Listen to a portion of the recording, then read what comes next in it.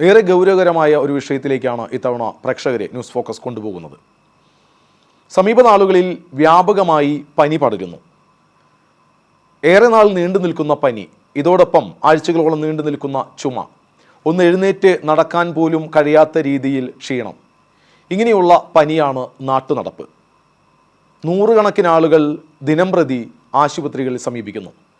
കിടത്തി ചികിത്സയ്ക്കായി പല ആശുപത്രികളിലും ബെഡ് ഒഴിവില്ല. അങ്ങനെ വളരെ ഗുരുതരമായ ഒരു സ്ഥിതിവിശേഷത്തിലൂടെയാണ് നാട് ഇപ്പോൾ കടന്നു പോകുന്നത്. ആദ്യം ആ വൈറൽ പനിയെക്കുറിച്ച് തന്നെ നമുക്കൊന്ന് പരിശോധിച്ച് നോക്കാം. ഈ ഡിസംബറിൽ മാത്രം വൈറൽ പനിയെ തുടർന്ന് ചികിത്സ തേടിയത് ആയിരങ്ങളാണ്. സർക്കാർ ആശുപത്രികളിലും സ്വകാര്യ ആശുപത്രികളിലും പനി ബാധിതരുടെ തിരക്കാണ്. പലയിടങ്ങളിലും ഡെങ്കിപ്പനിയും റിപ്പോർട്ട് ചെയ്യുന്നു. കാലാവസ്ഥാ വ്യതിയാനവും ഇടവിട്ട് പെയ്യുന്ന മഴയുമാണ് പനി കൂടാൻ കാരണമെന്നാണ് ആരോഗ്യവകുപ്പിന്റെ വിലയിരുത്തൽ.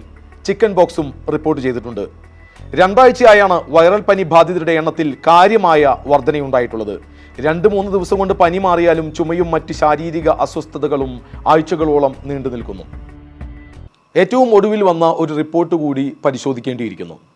ആദ്യം കോവിഡ് വന്നപ്പോൾ നമ്മളെല്ലാം വളരെ പരിഭ്രാന്തരായിരുന്നു. എന്തെല്ലാം നിബന്ധനകളായിരുന്നു. റോഡുകൾ അടച്ചുപൂട്ടിയിരുന്നു. എവിടേക്കെങ്കിലും ഒന്ന് പോകണമെങ്കിൽ കോവിഡ് പരിശോധന ഫലമില്ലാതെ സാധിക്കില്ലായിരുന്നു. എന്നാൽ ഇപ്പോൾ എത്രത്തോളം കോവിഡ് പരിശോധന നടക്കുന്നുണ്ട്?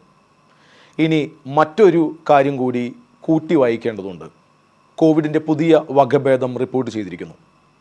ഈ പുതിയ വകഭേദം റിപ്പോർട്ട് ചെയ്യുമ്പോഴും കോവിഡിനെതിരെ ജാഗ്രത വേണമെന്ന നിർദ്ദേശം എവിടെയും ഉണ്ടാകുന്നില്ല. എല്ലാവരും ഒരു സാധാരണ പനി പോലെ കാണുന്നു. പക്ഷേ ആ പനി ഇതുവരെ ആരും അനുഭവിക്കാത്ത രീതിയിൽ ഭീകരമായ അവസ്ഥയിലൂടെ ഓരോ രോഗിയെയും കൊണ്ടുപോകുന്നു എന്നുള്ള തിരിച്ചറിവ് എല്ലാവർക്കും ഉണ്ടായിട്ടുണ്ട്. ഇത് കോവിഡ് തന്നെയല്ലേ? കൂടുതൽ പേരിലും പടരുന്നത് കോവിഡ് ഒമിക്രോൺ വകഭേദമാണെന്നാണ് റിപ്പോർട്ട്. ഒരു മാസമായി കോവിഡ് കേസുകളിലും വർധനവുണ്ടായിട്ടുണ്ട്. കോവിഡ് ബാധിച്ച് മരിച്ചവരുടെ എണ്ണവും ഇപ്പോൾ ഞെട്ടലുളവാക്കുന്നു. ഒരു ഇടവേളയ്ക്ക് ശേഷം സംസ്ഥാനത്ത് കോവിഡ് കേസുകൾ ഉയർന്നതോടെയാണ് ഏത് വകഭേദമാണ് പടരുന്നതെന്ന് കണ്ടെത്താൻ പരിശോധന നടത്താൻ ആരോഗ്യവകുപ്പ് തീരുമാനിച്ചത്. പരിശോധനയിൽ കേരളത്തിൽ ആദ്യമായി JN1 സാന്നിധ്യവും കണ്ടെത്തി. BA.2.86 ഒരു വകഭേദമാണ് JN1. വളരെ വേഗത്തിൽ പടരുന്ന വകഭേദം.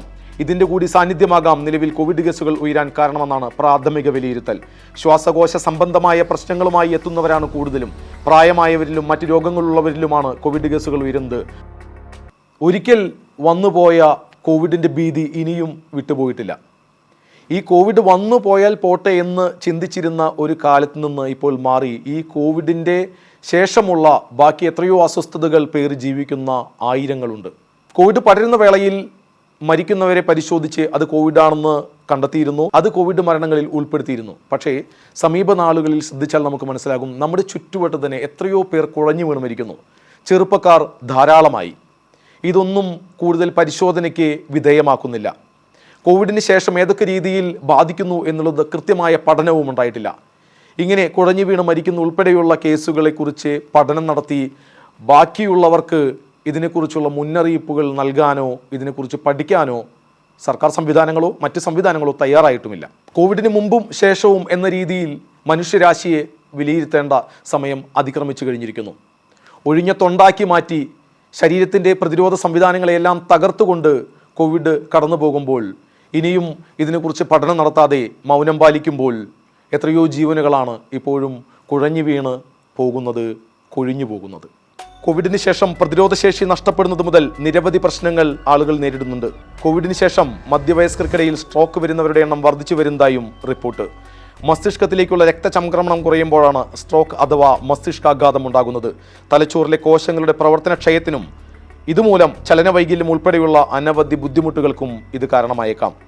കോവിഡിന് ശേഷം പലരുടെയും ശരീരത്തിൻ്റെ പല ഭാഗങ്ങളിലും രക്തം കട്ടപിടിക്കുന്ന സാഹചര്യവുമുണ്ട്. ഇവർക്ക് സ്ട്രോക്ക് വരാനുള്ള സാധ്യത 50% കൂടുതലാണ്. കോവിഡ് ബാധിച്ച ആളുകൾക്ക് സിരകളിൽ രക്തം കട്ടപിടിക്കാനും സാധ്യത ഏറെയാണ്. ബ്രിട്ടീഷ് മെഡിക്കൽ ജേണലിൽ പ്രസിദ്ധീകരിച്ച ഗവേഷണ റിപ്പോർട്ടിൽ ഇക്കാര്യം കൃത്യമായി വ്യക്തമാക്കിയിരിക്കുന്നു. ഞരമ്പുകളിൽ രക്തം കട്ടപിടിക്കുന്നത് ഹൃദയാഘാതം, സ്ട്രോക്ക് എന്നിവയ്ക്ക് കാരണമായേക്കാം.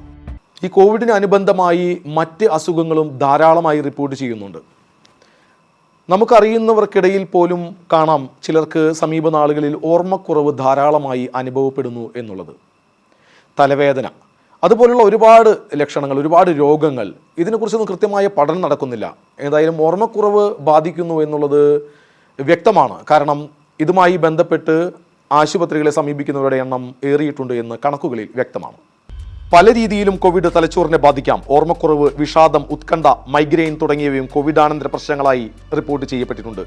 ചലന വൈകല്യങ്ങൾ, വിറയൽ, അപസ്മാരം, ശ്രവണ കാഴ്ച വൈകല്യങ്ങൾ, ബാലൻസ്, ഏകോപന ബുദ്ധിമുട്ടുകൾ തുടങ്ങിയവയ്ക്കും സാധ്യതയുണ്ട്. നാഡീ സംബന്ധമായ രോഗങ്ങളും കോവിഡിന് ശേഷം ഏറിയതായി പഠനങ്ങൾ വ്യക്തമാക്കുന്നു. മസ്തിഷ്ക പ്രശ്നങ്ങൾക്കുള്ള സാധ്യത വർദ്ധിപ്പിക്കുമെന്നും പഠനങ്ങൾ പറയുന്നു. ആരോഗ്യമുള്ള വ്യക്തികളിൽ പോലും കോവിഡിന് ശേഷം മസ്തിഷ്ക പ്രശ്നങ്ങൾ റിപ്പോർട്ട് ചെയ്തിട്ടുണ്ട്. നിശബ്ദ ഹൃദയാഘാതം ധാരാളമായി ഏറിയിരിക്കുന്നു എന്നുള്ളത് ഒരു ദിനത്തിലെ പത്രം തന്നെ എടുത്തു നോക്കിയാൽ മനസ്സിലാക്കാൻ സാധിക്കും. പ്രത്യേകിച്ച് 40-നും 50-നും അല്ലെങ്കിൽ 40-നും 55-നും ഇടയിൽ കുഴഞ്ഞു വീണ് മരിക്കുന്നവരുടെ എണ്ണം ഏറിയിരിക്കുകയാണ്. സമീപ നാളുകളിൽ പോലും എത്രയോ മരണങ്ങൾ നമുക്ക് ഇടയിൽ തന്നെ സംഭവിച്ചിട്ടുണ്ട്. പക്ഷേ ഇതൊന്നും വേണ്ട രീതിയിൽ ശ്രദ്ധിക്കുകയോ പഠനം നടത്തുകയോ ചെയ്യുന്നില്ല. ഇതെല്ലാം കോവിഡാനന്തര രോഗങ്ങളുടെ ഭാഗമായിട്ടുള്ളതാണ് എന്നുള്ളത് വിദേശ രാജ്യങ്ങളിൽ പഠനങ്ങളിൽ കണ്ടെത്തിയിട്ടുണ്ട്. നമ്മുടെ നാട്ടിൽ എന്നാണ് ഈ പഠനങ്ങളിലേക്ക് എത്തുക? കോവിഡിന് ശേഷം ചെറുപ്പക്കാരിലടക്കം നിശബ്ദ ഹൃദയാഘാതം ഉൾപ്പെടെയുള്ള ഹൃദയ പ്രശ്നങ്ങൾ പുതിയ ഭീഷണിയാകുന്നുണ്ട്. നിശബ്ദ ഹൃദയാഘാതം വർദ്ധിക്കുന്നു എന്ന് പറയാൻ കൃത്യമായ കണക്കുകളില്ല എന്ന് ഡോക്ടർമാർ വാദിക്കുന്നുണ്ടെങ്കിലും ഹൃദയ സംബന്ധിയായ കാരണങ്ങളാലുള്ള അപ്രതീക്ഷിത മരണം കൂടുതലായി റിപ്പോർട്ട് ചെയ്യപ്പെടുന്നുണ്ട് എന്നത് യാഥാർത്ഥ്യമാണ്. മാത്രമല്ല, ഉറക്കത്തിൽ മരിച്ചു, പെട്ടെന്ന് കുഴഞ്ഞു വീണ് മരിച്ചു എന്നിങ്ങനെയുള്ള ലക്ഷണങ്ങളില്ലാത്ത അപ്രതീക്ഷിത മരണങ്ങളുടെ കാര്യത്തിൽ സൈലന്റ് ഹാർട്ട് അറ്റാക്ക് ഒരു കാരണമാകാമെന്ന് ഡോക്ടർമാർ സമ്മതിക്കുന്നുണ്ട്. ആകെ സംഭവിക്കുന്ന ഹൃദയാഘാതങ്ങളിൽ 50 മുതൽ 80% നിശബ്ദ ഹൃദയാഘാതങ്ങളാണ് എന്നാണ് കണക്കുകൾ. Indian council of medical research ICMR ഇതുമായി ബന്ധപ്പെട്ട് ഒരു പഠനം നടത്തുമെന്ന് നേരത്തെ വ്യക്തമാക്കിയിരുന്നു. കോവിഡിന് ശേഷം ചെറുപ്പക്കാർ ധാരാളമായി കുഴഞ്ഞു വീണ് മരിക്കുന്ന സംഭവങ്ങൾ ഏറിയതോടെയാണ് അവർ ഇങ്ങനെ വ്യക്തമാക്കിയത്. പക്ഷേ ഈ കണക്കുകൾ എവിടെയാണ്? കോവിഡിന് ശേഷം യുവാക്കളിൽ പെട്ടെന്നുള്ള മരണം വർദ്ധിച്ചു വരുന്നതിനെ കുറിച്ച് പഠനം നടത്തുമെന്ന് ICMR വ്യക്തമാക്കിയിരുന്നു.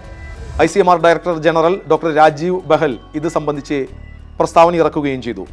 18-നും 45-നും ഇടയിലുള്ളവരുടെ അകാരണമായതും പെട്ടെന്നുള്ളതുമായ മരണങ്ങളെക്കുറിച്ചാണ് പഠനം നടത്തുക എന്നാണ് ICMR വ്യക്തമാക്കിയത്.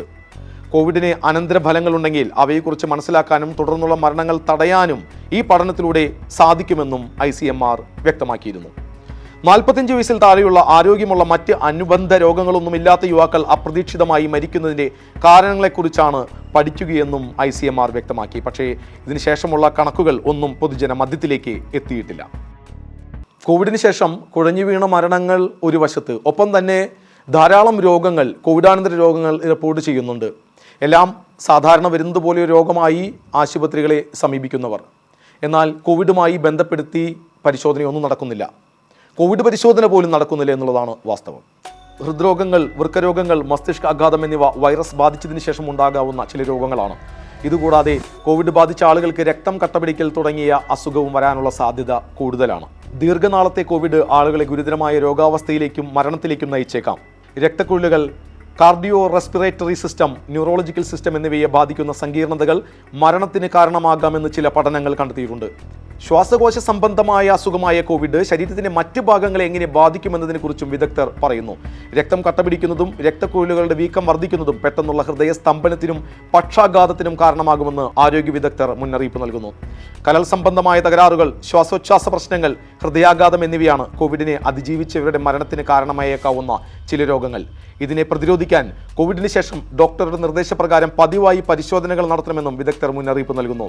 കോവിഡിന് ശേഷം കുട്ടികളിൽ പലതര രോഗാവസ്ഥകളും റിപ്പോർട്ട് ചെയ്യുന്നുണ്ട്. ഹൃദയം, ശ്വാസകോശം, രക്തക്കുഴലുകൾ, വൃക്കകൾ, ദഹനവ്യവസ്ഥ, തലച്ചോറ്, ത്വക്ക്, കണ്ണ് ഇവയിലൊക്കെ നീർക്കെട്ട് രൂപപ്പെടുന്ന അവസ്ഥയുമുണ്ടെന്ന് ആരോഗ്യ വിദഗ്ധർ പറയുന്നു. കോവിഡിന് ശേഷം ഹൃദ്രോഗങ്ങൾ വർദ്ധിച്ചു എന്നത് സംബന്ധിച്ച വ്യക്തമായ പഠനങ്ങളൊന്നും ഇതുവരെ പുറത്തു വന്നിട്ടില്ല. കോവിഡ് വൈറസ് വന്നപ്പോഴോ അതിനുശേഷമോ നേരിട്ട് ഹൃദയത്തിൻ്റെ രക്തക്കുഴലുകളെ ബാധിക്കുന്നത് സംബന്ധിച്ച് ശാസ്ത്രീയമായ രേഖകളും ലഭ്യമല്ല. ഈയിടെ ജിമ്മിലും വർക്കൗട്ട് ചെയ്യുന്നതിനിടെയുമൊക്കെ ഹൃദയാഘാതം സംഭവിച്ചുള്ള മരണങ്ങൾ കൂടുതലായി റിപ്പോർട്ട് ചെയ്യുന്നുണ്ട്. ഹൃദയത്തിനുണ്ടാകുന്ന പ്രശ്നങ്ങളാണ് പ്രധാനമായും ഇത്തരം മരണങ്ങൾക്ക് പിന്നിൽ. ഒരു ദിവസം തന്നെ ഒട്ടനവധി കുഴഞ്ഞു വീണ മരണങ്ങൾ റിപ്പോർട്ട് ചെയ്യുന്നുണ്ട്. ആരോഗ്യ ദൃഢഗാത്രരെന്ന് കരുതുന്ന യുവാക്കളും യുവതികളും കുട്ടികളും അടക്കം ഇങ്ങനെ മരിക്കുന്നവരിൽ കാണാം. വീട്ടിലും ഓഫീസിലും കളിസ്ഥലത്തും വിവാഹ വീട്ടിലും പ്രസംഗപീഠത്തിലും വഴിയരികിലും വാഹനങ്ങൾക്കുള്ളിലും കുഴഞ്ഞു വീഴുന്നവർ മരണത്തിൻ്റെ ലോകത്തിലേക്ക് പോകുന്നു. ചിലരാകട്ടെ ഉറങ്ങി രാവിലെ എഴുന്നേൽക്കുന്നില്ല. ഇത്തരം മരണങ്ങൾ നമ്മെ ആശങ്കപ്പെടുത്തുന്നുണ്ട്. എന്തുകൊണ്ട് ഇങ്ങനെ ഒരു തരത്തിലുമുള്ള അസുഖത്തിന്റെ ലക്ഷണവുമില്ലാത്തവർ പെട്ടെന്ന് മരിച്ചു പോകുന്നു? കോവിഡ് വൈറസ് ശരീരത്തിൽ നിന്ന് അപ്രത്യക്ഷമായതിനു ശേഷവും ചില രോഗികൾക്ക് ഹൃദയസ്തംഭനം, രക്തം കട്ടപിടിക്കൽ, സ്ട്രോക്ക് തുടങ്ങിയ ആരോഗ്യ പ്രശ്നങ്ങൾ ഉണ്ടാകുന്നുണ്ട്. വൈറസ് ഇല്ലാതായതിനു ശേഷം ദീർഘകാലം രോഗലക്ഷണങ്ങൾ നിലനിൽക്കുന്നതിന് പൊതുവെ ലോങ് കോവിഡ് എന്നാണ് പറയുക. ചെറുപ്പക്കാർക്കാണ് ഇതിൽ കൂടുതലായും ഉണ്ടാകുന്നത്. പനി, ശരീരവേദന എന്നിവയുള്ളപ്പോഴാണ് ആളുകൾ പൊതുവെ കോവിഡ് ടെസ്റ്റ് ചെയ്യുന്നത്. എന്നാൽ ഇത്തരം ലക്ഷണങ്ങളൊന്നും ഇല്ലാതെ തന്നെ പല ആളുകൾക്കും രോഗം വന്നു പോകുന്നുണ്ട്. വാസ്തവത്തിൽ 40% പേരിൽ കോവിഡ് രോഗലക്ഷണങ്ങളില്ലാതെയാണ് വരുന്നത്. ഇവരിലും പിന്നീട് ആരോഗ്യ പ്രശ്നങ്ങൾ ഉണ്ടാകാം. വ്യാപകമായി പനി പടർന്നു പിടിക്കുന്നു. വൈറൽ ഫീവർ എന്ന് പറഞ്ഞുകൊണ്ട് ഡോക്ടറെ കാണുന്നു, മരുന്ന് കഴിക്കുന്നു. എന്നാൽ സാധാരണ ഒരു പനി വന്നതുപോലെയല്ല. ആഴ്ചകളോളം നീണ്ടു നിൽക്കുന്ന ചുമയും വലിയ ക്ഷീണവും ഉണ്ടാകുന്നു. ഇപ്പോൾ കോവിഡിൻ്റെ പുതിയ വകഭേദം കേരളത്തിൽ വ്യാപകമായിരിക്കുന്നു എന്ന റിപ്പോർട്ടും പുറത്തു വരുന്നു. അപ്പോൾ കോവിഡ് തന്നെയല്ലേ ഇപ്പോൾ പടർന്നു പിടിക്കുന്നത്? കോവിഡ് പരിശോധന പോലും പലയിടത്തും നടക്കുന്നില്ല.